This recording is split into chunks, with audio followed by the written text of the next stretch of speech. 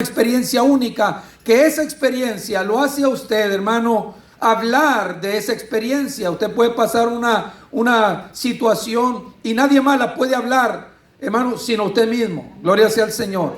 Por eso es que este salmista, yo creo, hermano, y al leerla, yo puedo intuir, puedo entender que el que escribe este salmo fue un hombre, hermano, tal vez fue David, tal vez fue Asaf, o fue uno de los salmistas, uno de los cantores probablemente.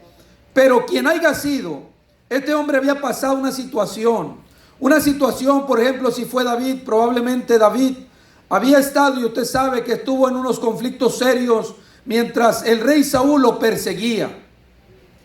¿Sí o no?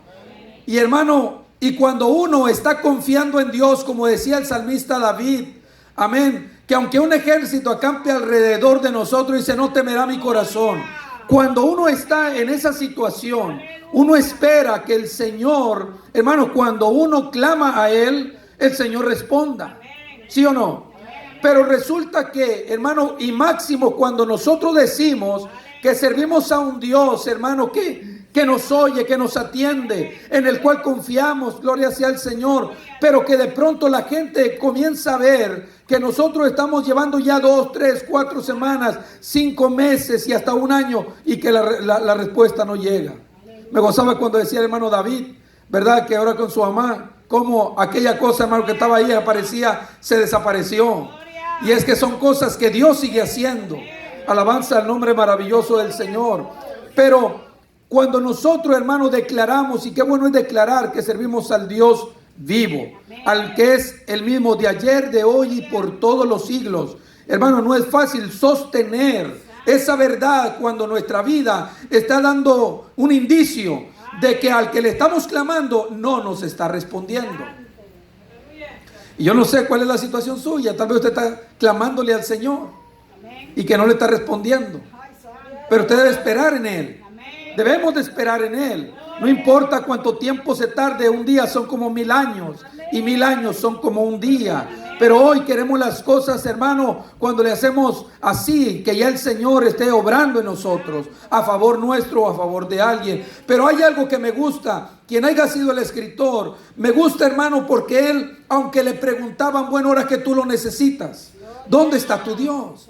Mira, tú estás hablando de que Él es poderoso, de que Él es grande, que Él te socorre, que Él te alivia, que Él te sana. Pero ¿dónde está? ¿Cuánto tiempo llevas que estás esperando en Él? ¿Dónde está ahora tu Dios? Y ahí es donde la fe de nosotros es probada, porque ahí es donde la respuesta nuestra va a declarar qué tan verdaderamente es que creemos nosotros en el Señor. La respuesta del escritor del Salmo 115, él dice, nuestro Dios está en el cielo.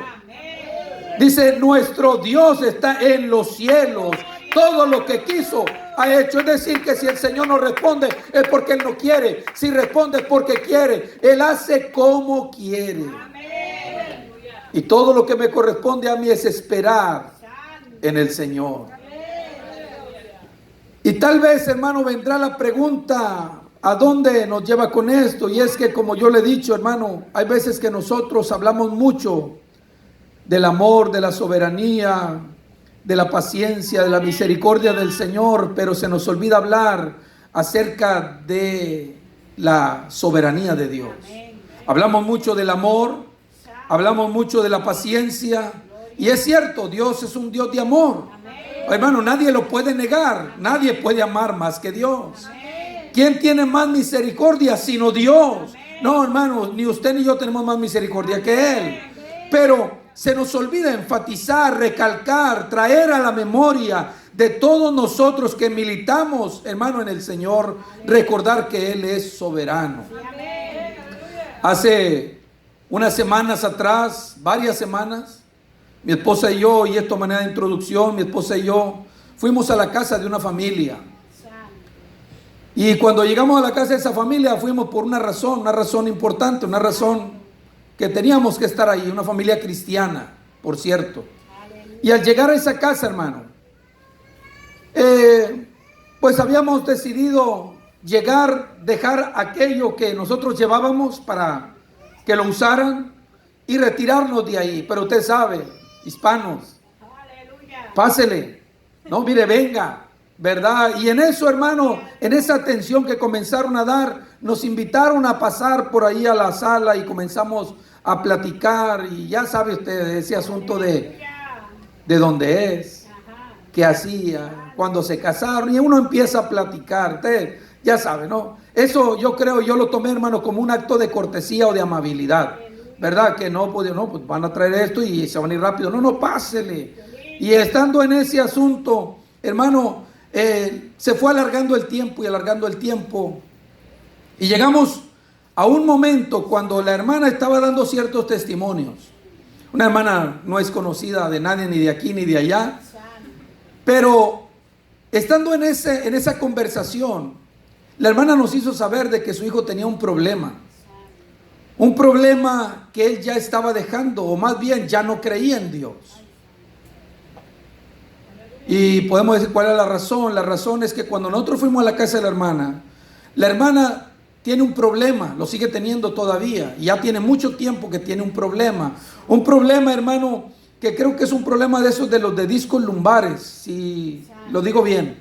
Si un dolor, hermano, artritis lumbar o algo por el estilo. Que ella, hermano, está gastando mucho dinero para que la puedan atender. Iglesias, hermanos, pastores, evangelistas, mucha gente está orando por ella.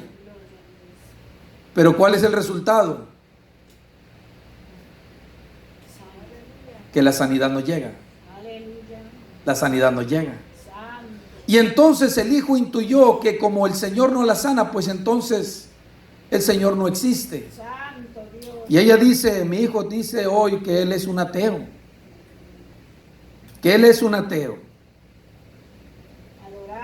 Y yo me hacía la pregunta, porque nosotros, hermanos, cuando salimos de ahí, yo comencé, ni siquiera hablé con mi esposa, no comentamos nada, pero nos fuimos y yo me fui meditando.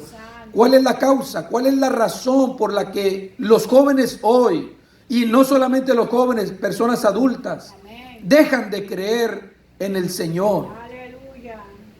Y llegamos a la conclusión, o llegaba yo a la conclusión, que la razón era, hermano, porque cuando se espera que el Señor haga algo, no lo hace. Y eso forma parte de la soberanía de Dios. Dios sabe si lo va a hacer o no lo va a hacer. Y usted y yo hoy debemos de aprender a que el Señor es soberano. Soberano. Para que usted no se entristezca. Ay, Señor, es que me duele el pie. Y yo quiero que usted me lo sane. Si lo hace, gloria a Dios. Si no lo hace, gloria a Dios. Bendito sea el Señor. Amén. Bendito sea Cristo. Entonces, hermanos, nosotros, mientras yo estaba meditando, le digo, yo encontré esa razón que muchos de nosotros como cristianos nos enfocamos mucho en el poder de Dios. Ese poder que obró, hermano, cuando aquel hombre le dijo, Señor, el Señor le dice, mira, sol detente en Gabaón y tu luna en el valle de Ajalón. ¿Verdad? Y como el sol se detuvo, gloria sea al Señor, la luna se paró y dice, no hubo día como aquel. Nosotros vemos el poder de Dios obrando, vemos a Elías, como Elías está orando, hermano, y burlándose de la gente. Clamen a su Dios porque Elías sabía que el Señor le iba a responder. Y de hecho, el Señor respondió. Jehová, Dios del cielo, Jehová, Dios de Israel, para que esta gente sepa hoy, hermano, qué confianza. Amén. Que descienda el fuego del cielo, hermano, y cayó fuego del cielo. Alabanza al nombre del Señor. Pero ¿qué sucede cuando no pasa lo que nosotros esperamos? Viene la duda. Viene hasta el descontento. Viene, hermano, el sentir de recriminar al Señor y de reprocharle.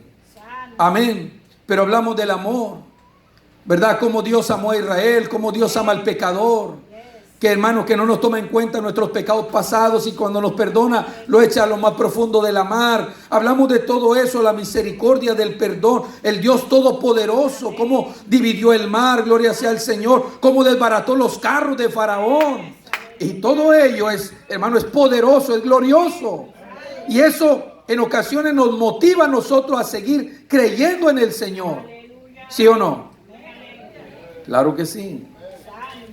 Pero hablamos poco de la soberanía de Dios.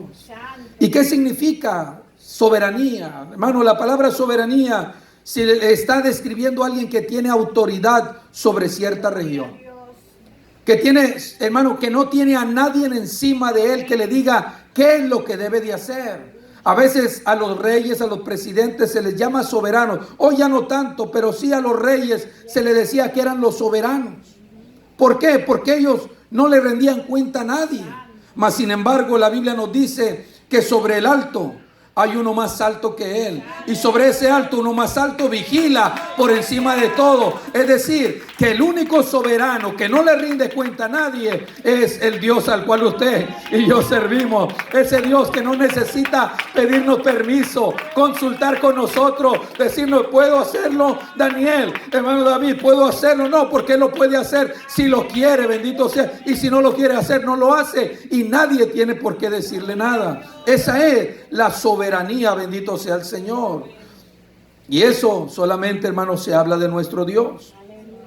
En Hechos capítulo 4, versículo 24, la parte B, la Biblia nos dice, hermano, y cito el pasaje, y dijeron, soberano Señor, la iglesia primitiva.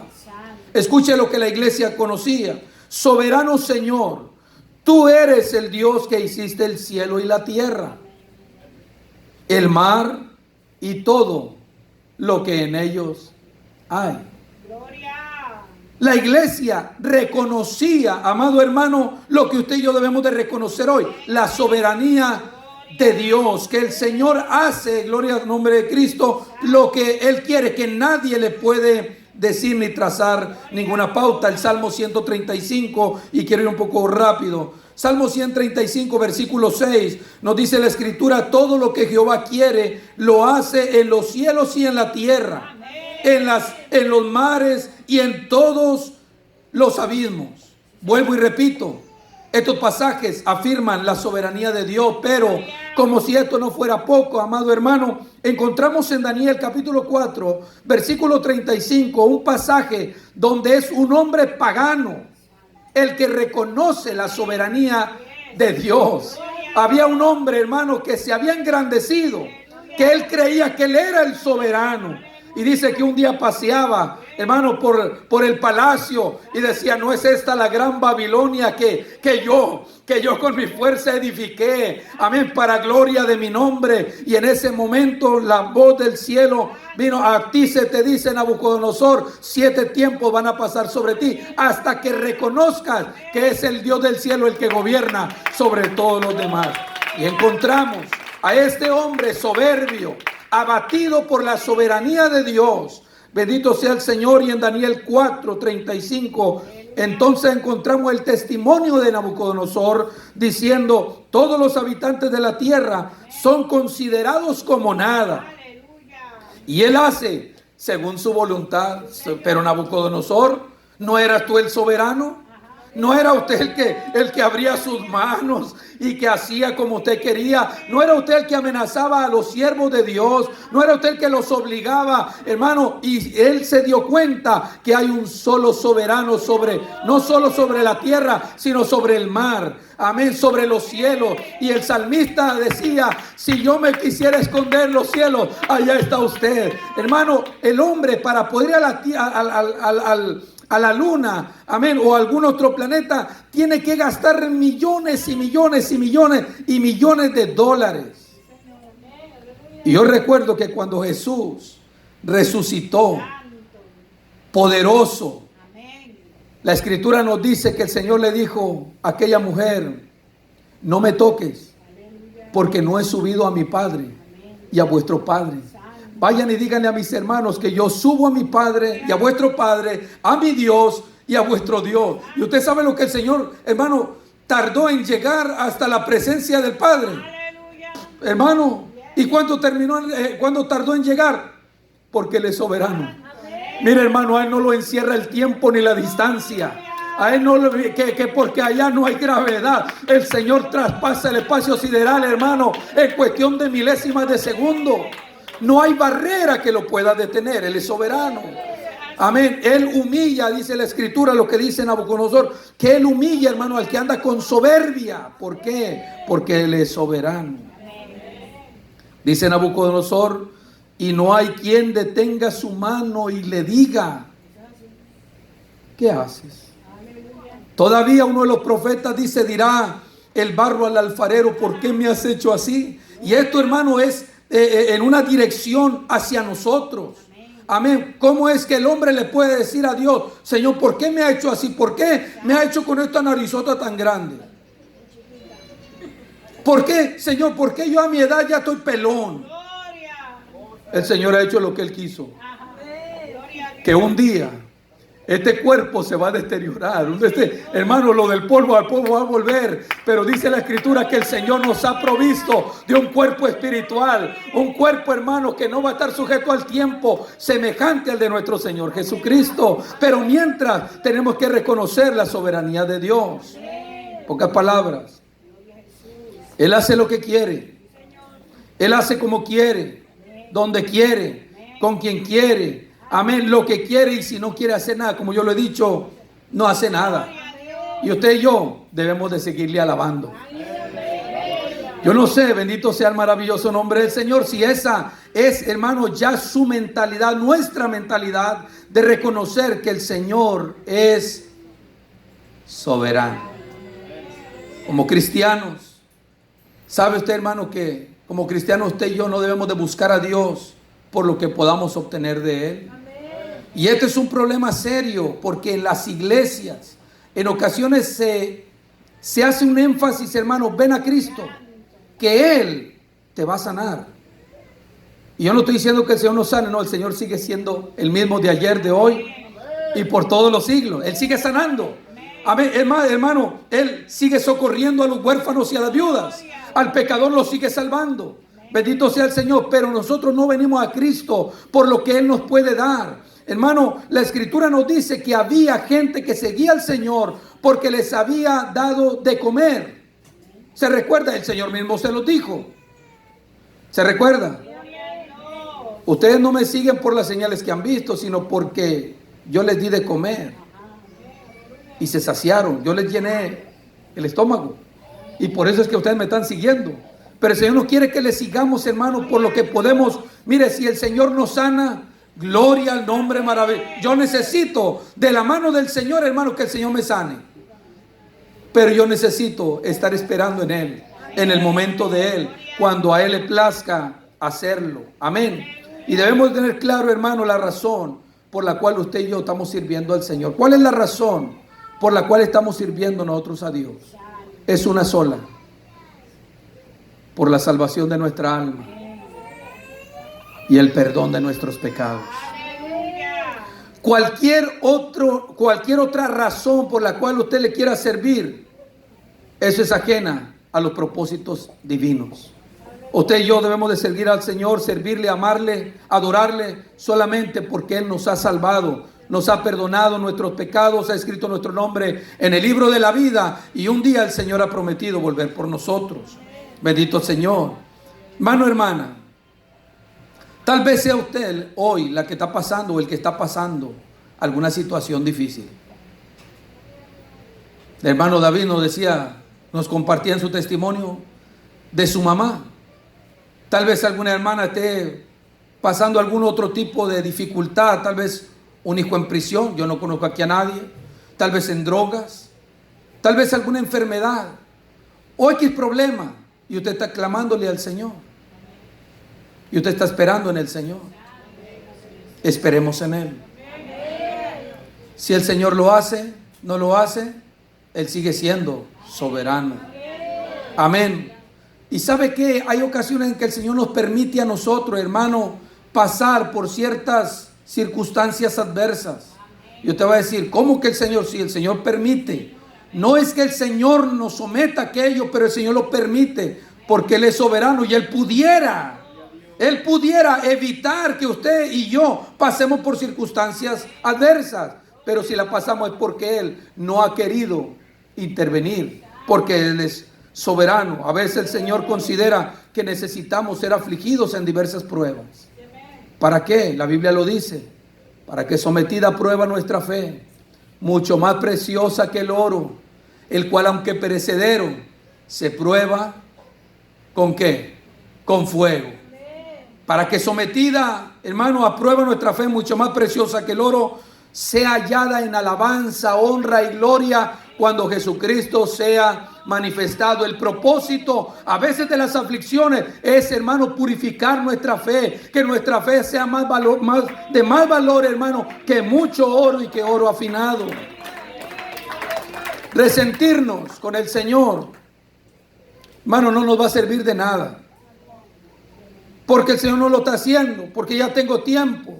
¿Sabe cuánto tiempo tengo, hermano, diciéndole: Señor, mi garganta, usted sabe que yo la necesito? Y hay veces que el enemigo, hermano, quiere sembrar la duda. No, el Señor no te está respondiendo. Y tú lo necesitas porque tú necesitas predicar y necesitas la voz. Pero lo más importante no es mi voz y tampoco es predicar. Es que yo debo de darle el lugar que Él merece, de esperar en Él. Alabanza, decirle, hermano, no solo con palabras y predicaciones, sino con hechos de que yo sigo creyendo que Él es soberano. Resentirnos con el Señor no sirve de nada. Amén. Si nos socorre o no nos socorre cuando nosotros querramos. Hermano, si nosotros nos resentimos, si empezamos a renegar, a poner en duda, eso lo único que vamos a dar a entender es de que valoramos más las cosas materiales, las cosas terrenales, como la voz, mi salud, ¿no? Gloria sea al Señor. El carro, es que el Señor no ha permitido que yo pueda arreglar mi carro. Pero hay que demostrarle al Señor que le amamos más a Él que las cosas que nosotros podamos tener. ¿Sabe que en la Escritura vemos a 10 hombres de los que la Biblia nos dice que eran 10 leprosos? ¿Se lo recuerda? Que llegaron al Señor pidiendo ¿qué? Sanidad. Y el Señor les dice: vayan y muéstrense a los sacerdotes.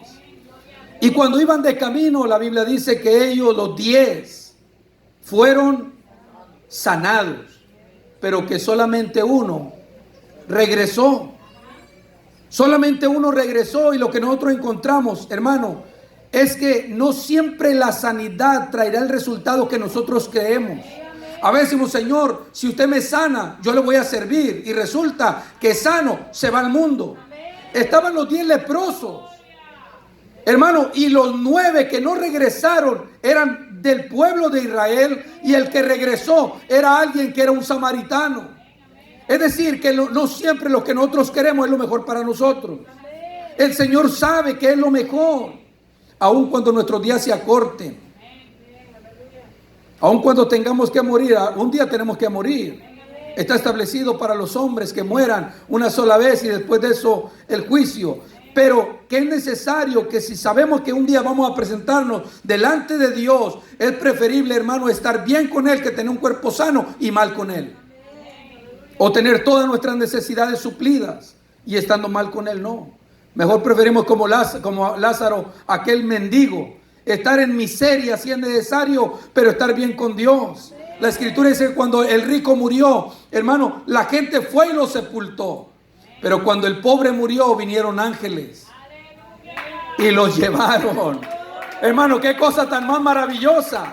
Que el rico, con todo su esplendor, con toda su gloria, con toda la farándula, con todo lo que él tenía, no pudo, hermano, ni siquiera comprar una gota de agua. Manda a Lázaro para que moje su dedo y refresque mi lengua, que estoy aquí atormentado. No siempre los milagros tienen el resultado que nosotros creemos. Señor, si usted me sana, si usted me da un trabajo, mire, si el Señor le da el trabajo, se va a ir, ya no se vuelve a congregar. Mira, Señor, menos horas y más dinero. Pues le dan menos horas con más dinero y dice: tengo más tiempo para hacer más overtime.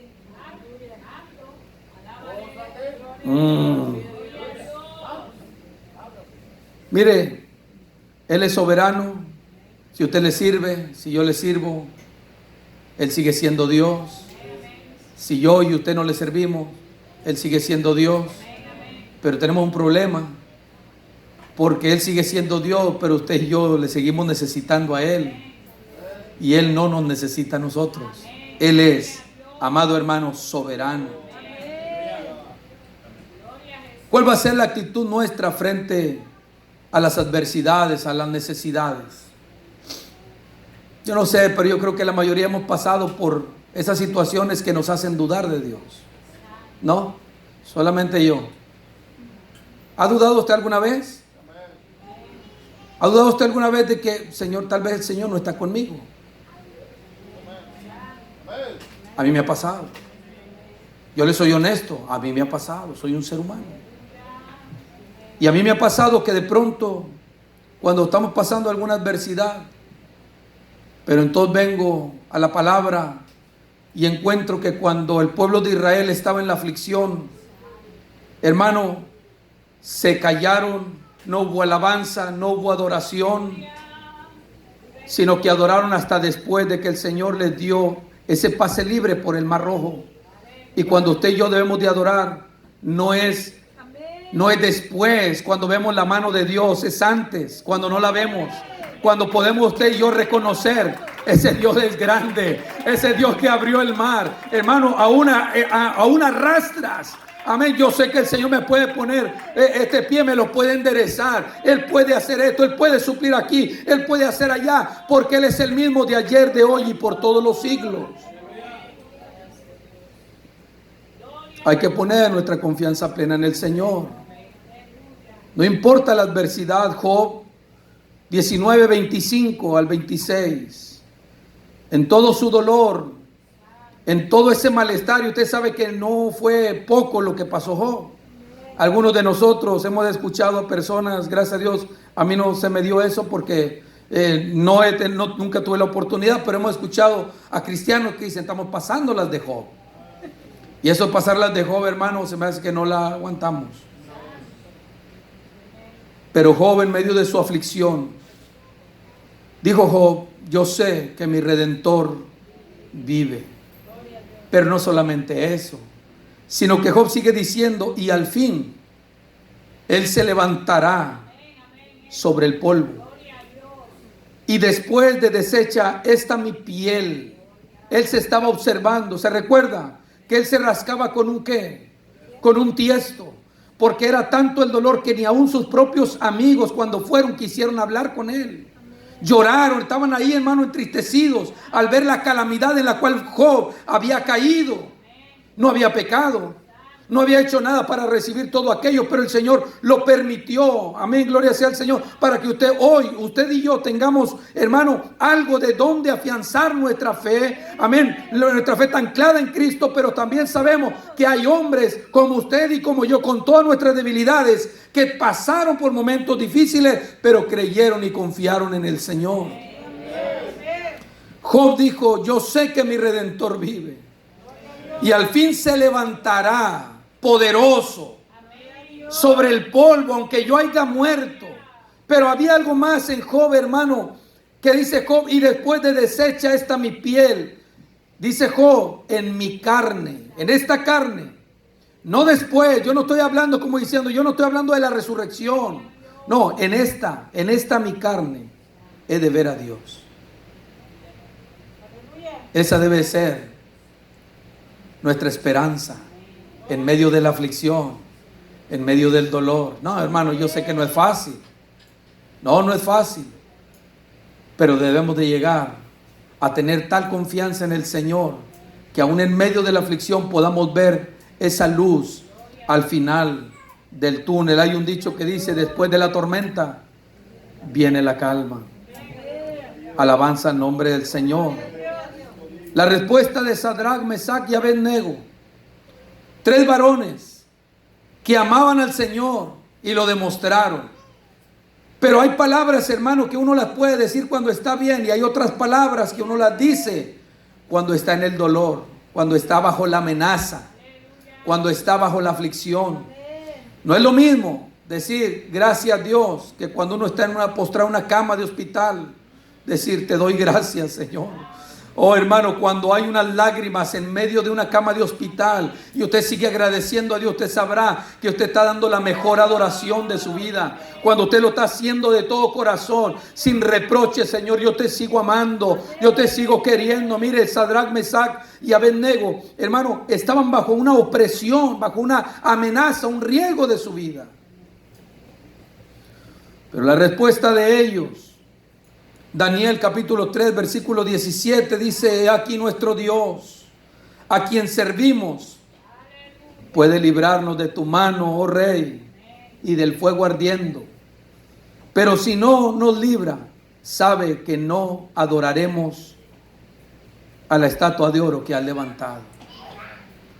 ¿Qué encontramos, hermano? Encontramos a hombres que saben que en la soberanía de Dios los puede librar, pero que si no lo hace, no hace la diferencia, sino que seguirán ellos adorando al Señor.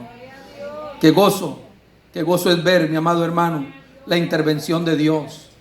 Amén. Cómo Dios restauró a Job. Las hijas más hermosas, la Biblia lo dice, no había otras mujeres más hermosas que las hijas que le dio Dios a Job. Esa restauración de Job, hermano, que le dio al doble. Ver a Dios obrando aún después de la calamidad, hermano, es maravilloso. Ver al Señor cuando aquellos 3 jóvenes bajo la amenaza fueron metidos a aquel horno de fuego, y luego llegar el rey y decir que no fueron 3 los que metieron ahí. ¿Por qué? ¿Por qué razón yo veo 4 y el cuarto es semejante al Hijo de los dioses? Un término, hermano, de una persona que no conoce a Cristo. Ver a Dios obrando es maravilloso, pero también encontramos, hermano, en la palabra el lado opuesto, la no intervención, aún a favor de hombres que aman a Dios. Usted se recuerda al apóstol Pablo, la oración de Pablo. Él oraba por él mismo, aparte de orar por las iglesias y la carga que tenía. Pero dice la Escritura que Pablo le pidió al Señor, le rogó 3 veces que quitara de él aquel aguijón. Le rogó. Un hombre, gloria sea al Señor, un hombre, hermano, poderoso, que cuando llegó a una comunidad llamada Listra, habiendo un hombre, hermano, estando un hombre imposibilitado de los pies, solamente le dijo, porque dice que él vio que tenía fe para ser sanado: levántate derecho sobre tus pies. Y aquel hombre anduvo. Pero Pablo, rogándole al Señor, no recibía la sanidad. Pero recibió de Dios las mejores palabras que un hombre, una mujer. Y son las mismas palabras para usted y para mí. El Señor le dijo a Pablo: bástate mi gracia, porque mi poder se perfecciona en tu debilidad. Es bueno tener un coro, es bueno que los hermanos aprendamos a cantar bien, pero eso no es lo mejor. Porque hay muchas iglesias que, hermano, casi perfeccionan el coro. Hacen, hermano, un montón de cosas, engalanan todo el asunto, pero la presencia de Dios no está ahí. Dice el Señor: Pablo, bástate mi gracia, porque mi poder se perfecciona en tu debilidad. Hermana, no sé cantar, pero yo estoy cantando para el Señor. Es más, hermano, y debemos de llegar a decir, no a decir: ay, hermano, es que no sé cantar. Olvídese, cantemos para el Señor, cantemos con todo el corazón. Hermano, derrame. Mira, hoy yo me gocé, porque mi hijo hoy, hermano, y perdóneme que hable de él, pero pocas veces yo lo veo esto. Y hoy estaba él con ese malestar que amaneció hasta en la sala. Y me dice: pa, le digo: ¿y tú por qué estás aquí en la sala? Dice: es que me sentí bien mal en la mañana. Dice mi esposa: pues él se hubiera ido al hospital temprano. Pero con todo ese malestar, fue allá a la iglesia y estuvo cantando. Y yo de pronto yo oí que él no estaba cantando. Y a mí, hermano, no me gusta cuando alguien que tiene que hacer algo no lo está haciendo. Y dije: ¿qué está pasando? Cuando lo vi, hermano, el Señor estaba obrando en él. Él estaba quebrantado en la presencia del Señor. Y yo: oh, hermano, olvídese. Yo dije: qué maravilla. En medio de su dolor, él estaba alabando al Señor. En medio de esa enfermedad que lo estaba, hermano, y lo tiene así, porque es la razón por la que él no está hoy aquí. Él estaba adorando a Dios, haciendo un esfuerzo. Gloria, y el Señor recompensó. Por eso es que nadie, hermano, que nos paremos aquí, digamos: hermano, perdón, pero es que, y esto lo estoy diciendo con mucha, con mucho, ¿cómo le diré? Amor y paciencia. Pero debemos de aprender a que todo lo que hacemos, lo hacemos para Dios. Yo era uno que decía: ay, hermano, es que yo no sé hacer esto, no sé hacer lo otro, no sé hacerlo. A veces lo hacemos para justificarnos, pero no. Vamos a hacerlo para el Señor. Y olvídese, hace tiempo escuché una anécdota que decía que había una persona, un cantante, que, hermano, que pues había ido a la escuela y todo. Usted sabe que una cosa maravillosa como canta. Yo quisiera tener esa voz. Pero decía aquí anécdota que un hombre había visto al Señor oír, o verlo cantar, pero que veía que abría solamente los labios, porque la alabanza no estaba llegando a la presencia del Señor. Cantaba muy bien, pero la alabanza no estaba llegando, mientras que había otra persona, una hermana, de esas hermanas que, hermano, que no cantan nada afinado, pero que tienen la presencia de Dios, que el Señor estaba atento.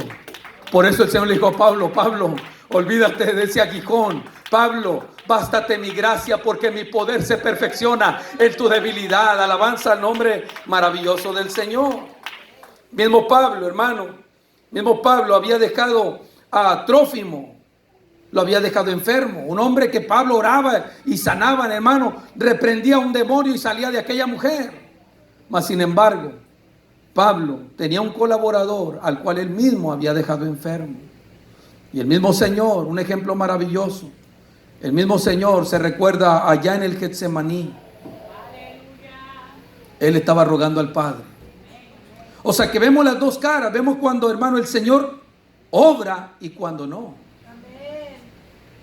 El Señor, estando en el Getsemaní, le decía: Padre, si es posible, pasa de mí esta copa. Esa copa de aflicción que a veces llega a nuestra vida, que no se compara con la copa de, no, hermano, de aflicción del Señor. No, eso es, hermano, eso es muy distinto. Pero el Señor le decía: Padre, si es posible, pasa de mí esta copa, pero no se haga mi voluntad, sino la tuya. No, yo no me voy a poner aquí a hacer berrinche, Señor, si usted no me responde. No se haga mi voluntad, sino la suya. En la oración modelo Jesús nos enseña a pedir al Padre que se haga su voluntad como en el cielo, así también. Pero yo creo que hay veces que no nos gusta mucho decirle: Señor, hágase tu voluntad, porque queremos que se haga la de nosotros. ¿Sí o no, hermano? Porque yo lo quiero aquí y ahora. Y no estoy haciendo propaganda al programa de televisión, no, pero lo queremos aquí y ahora. Porque hemos enfatizado, mire, hermano, el Señor lo dijo: pedid, se os dará; buscad, llamad, todo aquel que pide, que busca, y el que llama, se le abrirá. Eso es, hermano, algo que el Señor dice, pero eso también hay que agregarle ahí, que eso va a ser cuando el Señor quiera, porque Él es soberano. Benditos, y eso nos va a dar mucha paciencia. Quiero terminar, hermano, quiero terminar. Amén. En muchas iglesias, hermano, hay todavía gente, hay mucha gente todavía, como aquel joven hijo de aquella familia cristiana, que porque ven, hermano, que el Señor no responde, comienzan a dejar de creer en Dios y comienzan a desfilar hacia el mundo. Nos hemos encontrado personas cuando salimos a evangelizar, personas que nos dicen: yo estaba en el coro, pero yo de pronto comencé a ver y a darme cuenta que el Señor nomás no responde. Y ahí hay, hermano, un indicio de alguien que no supo reconocer que Dios es soberano. La gente comienza a desfilar hacia el mundo, y esto es una prueba de que nosotros debemos de recalcar más acerca de la soberanía de Dios.